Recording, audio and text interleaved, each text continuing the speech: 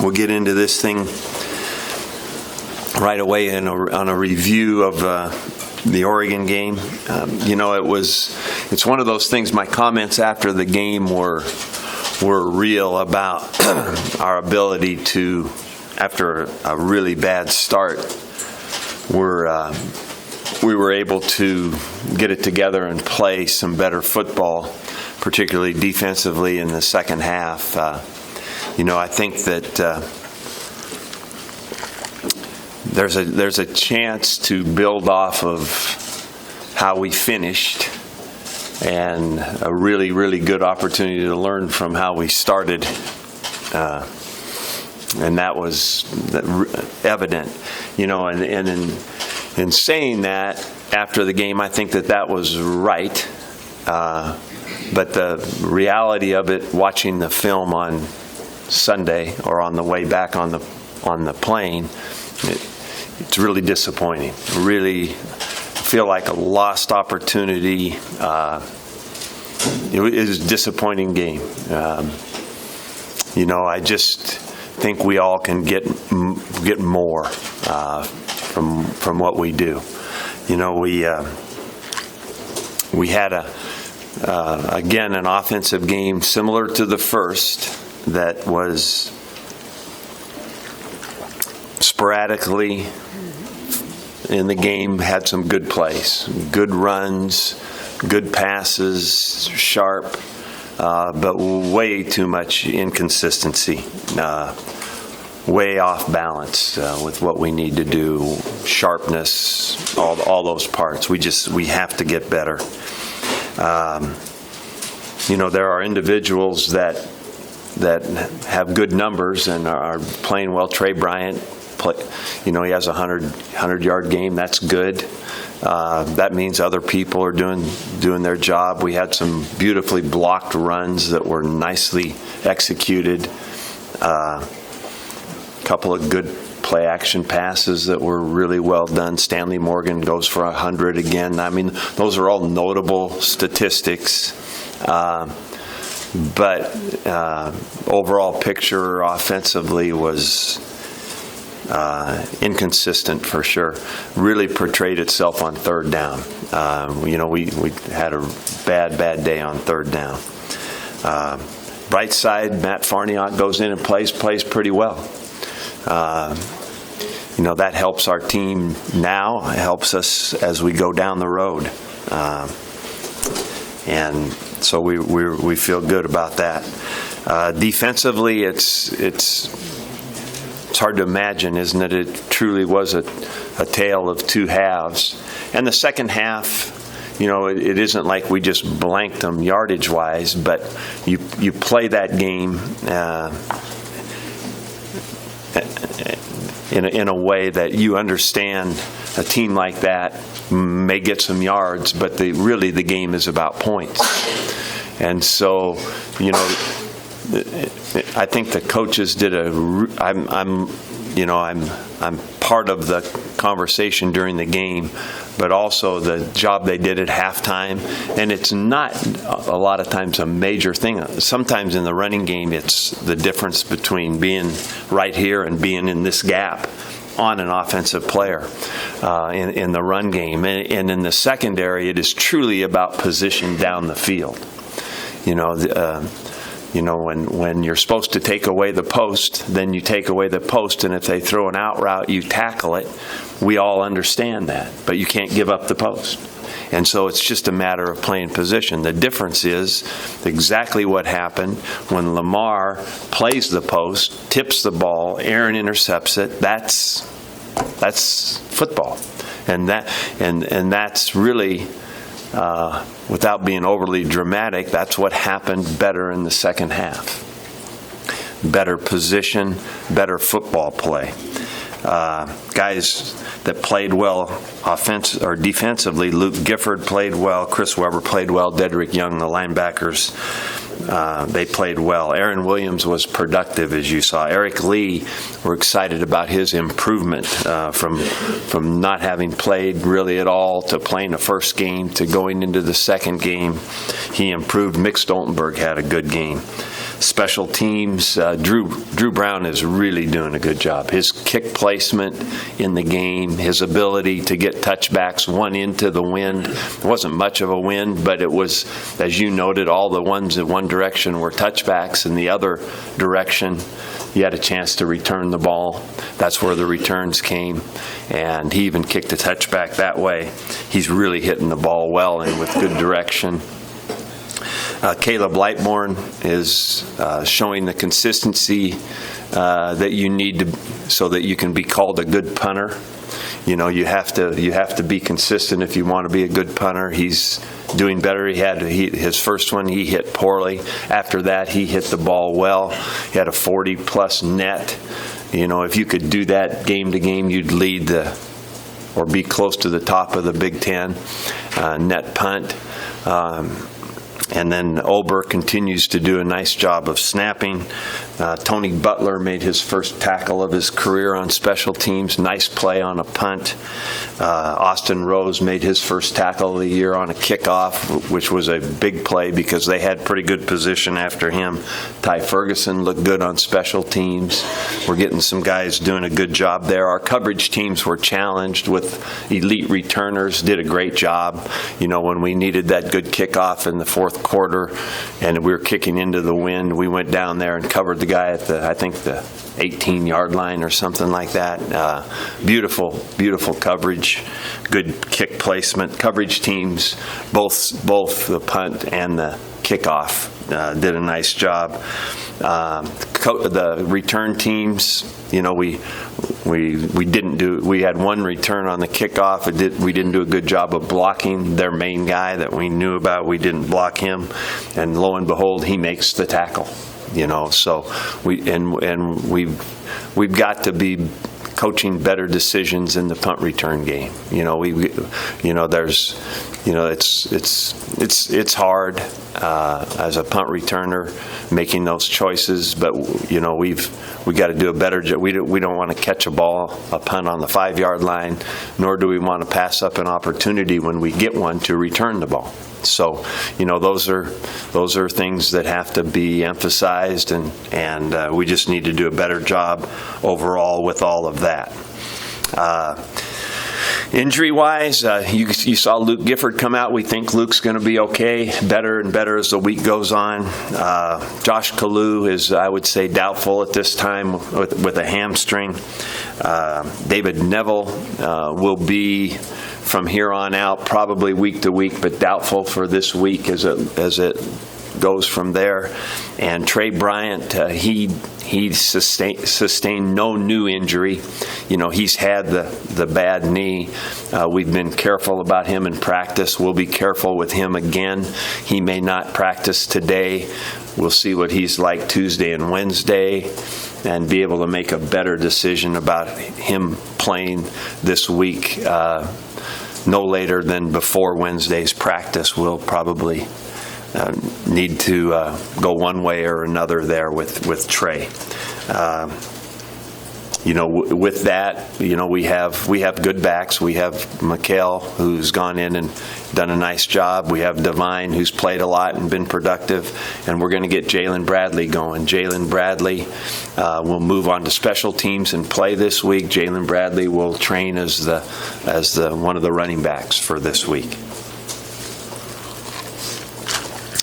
Looking ahead to Northern Illinois, we're going to see a third version of what we've been seeing. You know, they were probably more, I would say, what you'd call a pro standard offense a year ago, but they've gone to a lot of spread stuff with the fly sweep, with the run off of the fly sweep, with the quarterback run off of the fly sweep, with the faking all that and throwing what we've been getting a dose of every week, the bubble screen, smoke routes to the outside receivers.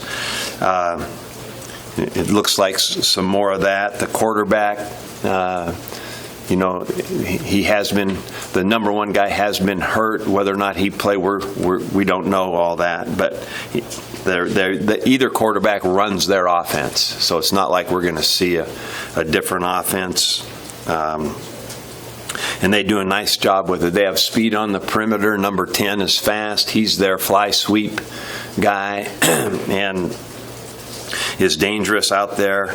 Number 4, the other receiver, is fast and a good player. And number 82 is a really good receiver, Beebe. That name might be familiar to some of you. He's the son of Don Beebe.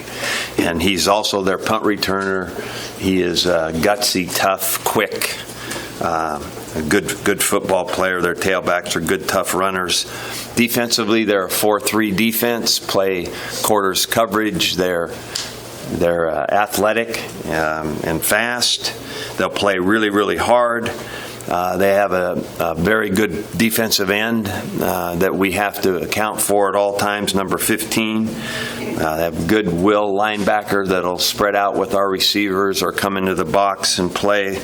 Number 7, they have a number 19 that's been an All-American corner, Lurie, and a middle linebacker, number 57, that made 17 tackles, I think, against Boston College. A good player. In the special teams area, I think the thing that stands out, the punter is a really good directional punter, pinning you to the boundary. Conventional punter, but very good direction, very good coverage. Their kickoff team is tough, fast. They've done a nice job. And I already mentioned Beebe as a returner. So that's kind of a preview. We can open it up to questions. Mike, on the running back situation, two things.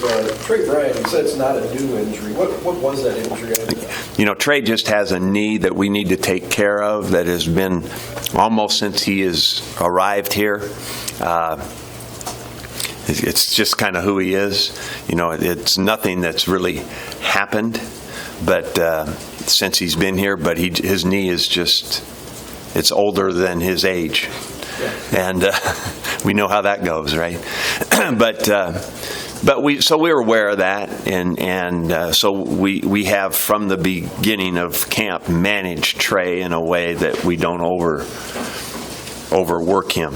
That thing in the game, the way he was bent, aggravated it, but there was no new injury where something else happened. And then the other thing is Ozingo hasn't been on the field. Why is that? Well, we're not into the rotation deal like we have been in the past. Divine, it's like I mentioned earlier on, we made a decision to play Trey, and then we had to make a decision of who to spell him with, and we chose Wilbon. All 3 of the backs, I think, are improved players from a year ago. I said we have 3 better backs than we did a year ago, and they're all the same people. They all got better. Divine is in that position right now where we have chosen the other 2 guys to be 1 and 2. Our thought is that whenever Divine will be called upon, he will play well. And so we just keep coaching him and getting him ready. If Trey does not play this week, then Jalen Bradley will move into his role, and Divine will move into McHale's role, and McHale will start the game. And we will do well. What made you, as you guys were assessing it in preseason and going into the season, decide that you wanted to ride Trey? So we watched the game on Saturday and watched it again. Trey had some moments where he got slow, even in the first half. Yeah. But you guys kept going there, and he's tough. He's not going to come out of the game. So what made you guys kind of decide, knowing that Trey has this knee thing, that you wanted to ride him anyway and not rotate backs? Well, I think that the one thing is we did not decide until late. Okay. The week of the first game, as a matter of fact, that we decided to do that. And what he has does not prevent him from playing, obviously. We were mindful after the first game that maybe, 31 carries might be at the high end of what he should do. But I also have always had a sense that a back that is good enough and tough enough and versatile enough gets better in the game. He sees things better. He learns in the game. This is how they're playing this. Because the running game is not always just there's the hole. There's vision involved.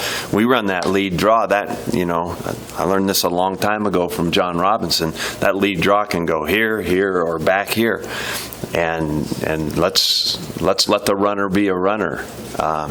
And you saw that play go all those places the other day, and it was pretty good. It was pretty good, and so that's why if the guy is good enough, tough enough, and is that kind of guy, then he's got a chance to get in the game and get better. Now, do you have to be mindful of spelling him? Absolutely.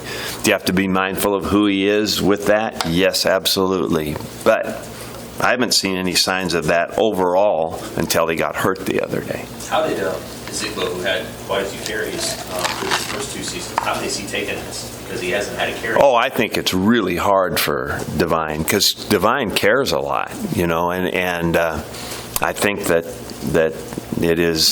it's one of those times that our advice to him is to continue to work, and just like I do any player that gets in this situation. It's hard. He has played. He's a good player. He's worked hard. He has gotten better. So has everybody else. We made a decision. It's outside of anything he can do about it. This is what we decided to do. So what are you going to do? Are you going to pout? How are you going to handle it? What are you going to? If you pout, then when your chance comes, chances are you won't be ready because you've been thinking about this instead of getting ready for that. So it's one of those hard things in life. We acknowledge. I know it's hard because he cares and he works hard and he's a great guy, but he'll be ready. Did you make that decision late in the season because Brian was just that much better? We made that decision and let it go that long because we wanted to give them all a chance to continue to prove who they are. And it wasn't like this that easy, but it was. And I feel good about the decision. I feel like we've got to keep those other guys alive. They are on special teams. They all have roles, and they can take those roles further. And if they do that, and they continue to play. Mikkel's done a great job. He's on the punt team. And last year Trey was on the punt team. I mean, those guys, if they'll do it right, that will all help them when they do get to play. What are the challenges this week? 11 a.m. kick, just getting your team up for something like this, and the importance of putting together 4 quarters. We should be so hungry to practice today. We should, when they look at that video, or if they haven't yet, they should just be sick, and they should want to get out there and work to be better than that. And so whatever, I don't care if we're playing the Green Bay Packers or whatever, it should be about us knowing we can be better. How's the running backs done in pass protection particularly, and is there a gap between one guy and the others in that aspect of it that is factored into kind of that? Definitely pass protection is factored in. The backs have done a pretty good job. We have missed probably a total of 2 blocks on blitzes, which is not good, but we have missed a couple. I'll tell you, Wilbon made a great play, saved us on a missed assignment up front on the touchdown pass, where you don't often get 0-on-1. A lot of times you're looking to try to get 1-on-1 and throw that guy the ball. You don't often get 0, so you'd like to complete it. And he saved it. I mean, there was a free blitzer, and that was Wilbon, right? Or was that Trey? Yeah, on that play, though. You remember? I think that was Mikkel. It was. Yeah. Antonio Reed had a role in some package stuff, obviously, the first couple games. How did you think he graded out? Got better as the game went on, like our team did. Obviously, a lot of changes in the offseason. What would you say is this team's identity through 2 games, and how close is it to where you guys want to be? Well, there's definitely an establishment of, or at least a picture that's there about what our defense can look like. If we put it together, do what we're supposed to do, and play good assignment football. good position football on defense. So they're and we've played, this will be the third kind of spread team in a row. That'll be good for us to continue to, because you're going to see that. That's the great thing about college football, the variety of what you see. So, to get a picture of how that all fits and how you can get better at it, I think that's good. Offensively, there's a glimmer of what our identity can be. We've at times run the ball like you should run the ball, and it looks good, and there are glimpses of what that passing game can look like. What I mentioned earlier is what has to improve there is the consistency of it. It shows up for a while, disappears for a while. I mean, we have some great drives, good finish, all that, and then we'll go 3 and out 3 times in a row. It's ridiculous. I mean, it shouldn't happen. Was the false start, whatever they called it, on that 4th down, was that just a brain lapse, or was there something else going on there that we didn't understand? No, there's nothing magical about what went on that fourth down quarterback sneak there. We're all responsible for that. That's ridiculous too. Mike, you guys will be home now for the next 5 weeks. I mean, how important is it that you really kind of establish that identity and get the rhythm you want over this stretch? You have a pretty favorable run at home games. Well, Sean, I think that's great. We obviously we have great pride in playing here in front of our fans, and it's great to have that stretch. But the other things that it doesn't matter where we're playing as much as how we play. That is what's important to me. I try to teach the kids that it's no different. That bus picks us up out here, and then we end up at a hotel. There might be a plane ride in between, but we are going to end up at a hotel, and then there's a stadium, lines in the field, and we play the game. So we try to ingrain our people. We try to ingrain them that it does not matter what time the kickoff is, because in our world, the kickoffs will be like from 11 to 7:30, so that's just the way it is. We can't really dwell on that. It's like I said, it's great to have this stretch. I appreciate that. I think it's a chance to build momentum, but it's really more about the football. Talk about after the game about protecting Tanner better. You mentioned a communication issue. Where does that start? Is it case by case, or center, the quarterback, at the line? Protecting Tanner, the quarterback, is everybody's job, right? And there's line calls that are made. There's recognition by the backs. Sometimes the tight ends are involved. Everybody has to do their job, and it's not easy.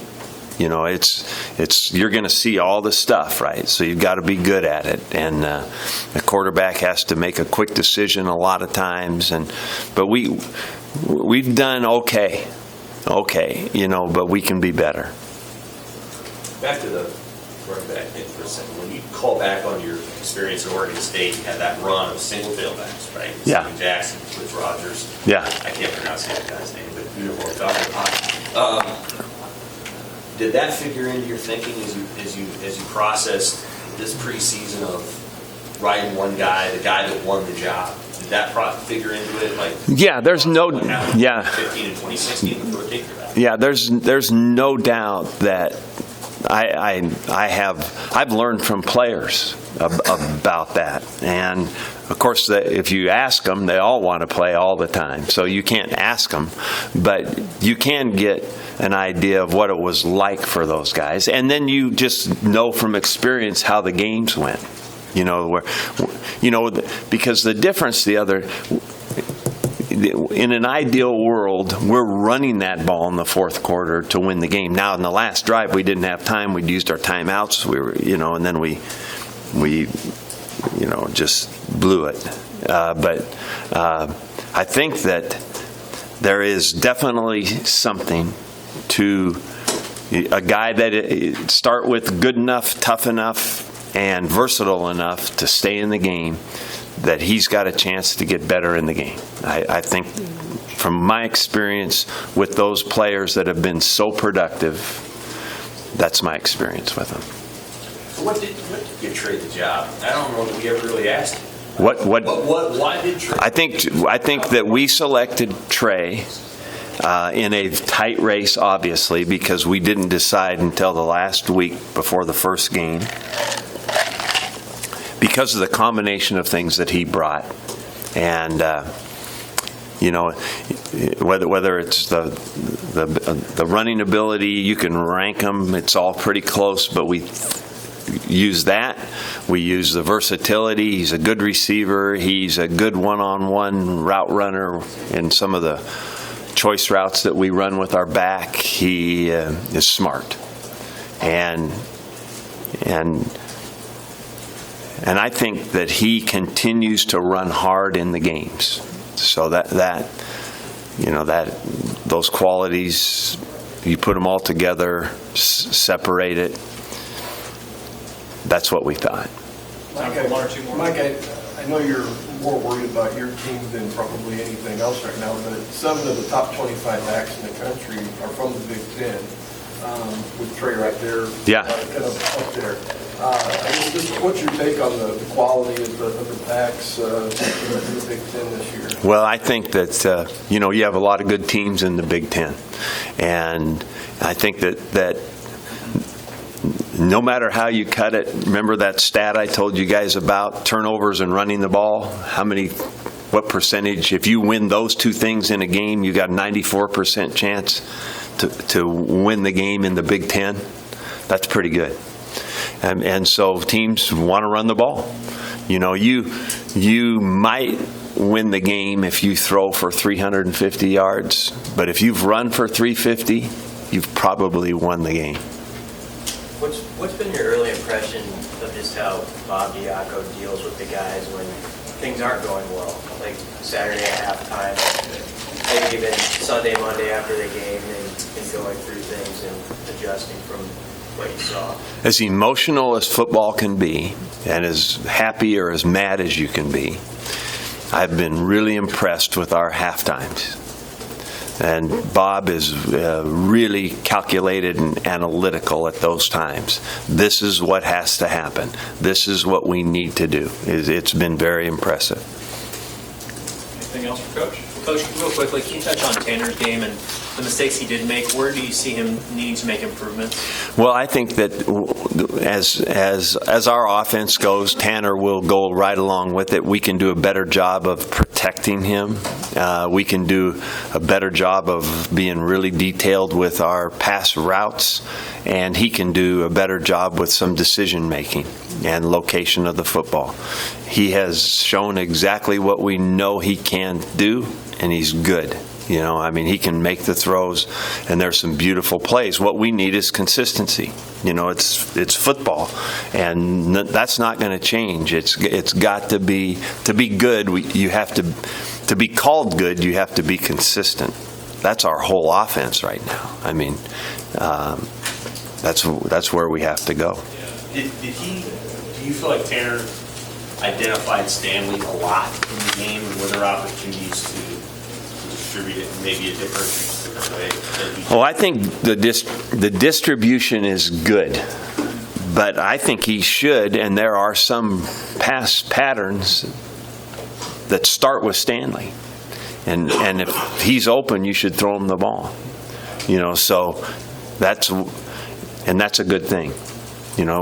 Stanley plays that split end for a reason. That's been, for most of my career, that's been the leading receiver. Guy's caught 90 balls over there playing split end, and so that's part of the plan. Now, the rest, that'll make it easier to do that if we get other plays. We got to do more with Hoppus. We got to do more with the flanker, and then the slot back plays his role a lot of times third down, a lot of times to go first down and spread the defense, so he'll have his role too, but that's how the thing works. Where is Stanley in reference, because you coached I guess 2 blitz top, where is Stanley on that trajectory? I'm not saying he's Brandon Cooks, Yeah. But where is it? I love Stanley Morgan. I think Stanley plays hard. He's physical, loves to play. He had a couple plays. He's like our offense. The first ball, he really was an interception, but it was a drop. So but you talk about play to play, game to game. You want Stanley on your side, and he's a good player. He's very capable of, and his attributes are, he's a good route runner and he's strong, and so he should use all that. Okay, thank you.